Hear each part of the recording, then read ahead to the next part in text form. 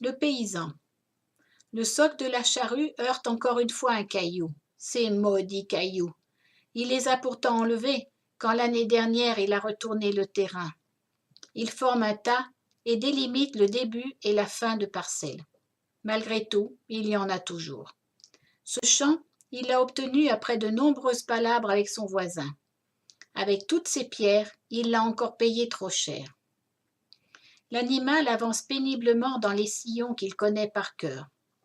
Il trace profondément des allers-retours qui serviront à planter la semence au printemps. Le cheval, efflanqué et vieux, marche péniblement dans la terre retournée par le soc. Pauvre bête de somme! Il faudra bien le remplacer, pourvu qu'il tienne encore 1 ou 2 ans, le temps que ce terrain rocailleux donne enfin des résultats. Il a bien réfléchi. Avec tous ces cailloux, il ne peut planter que des pommes de terre. Elles serviront à nourrir toute la famille. Il pourra aussi les vendre au marché. Avec l'argent récolté, il s'achètera peut-être une jument. Plus tard, quand le terrain sera enfin nettoyé, il pourra envisager de semer du blé ou de l'avoine. Pendant que la charrue avance, il se souvient.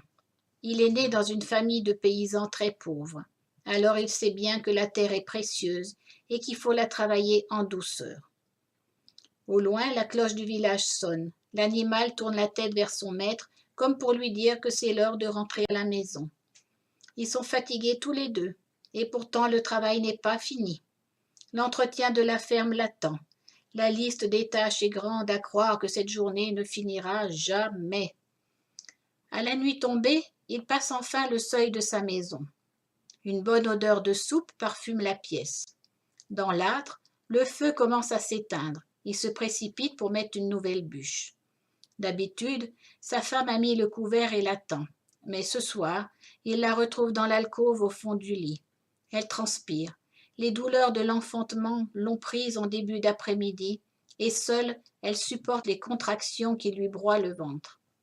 Affolé, il se précipite dehors. La maison de la sage-femme est à la sortie du village. Elle attend déjà, sa trousse est prête.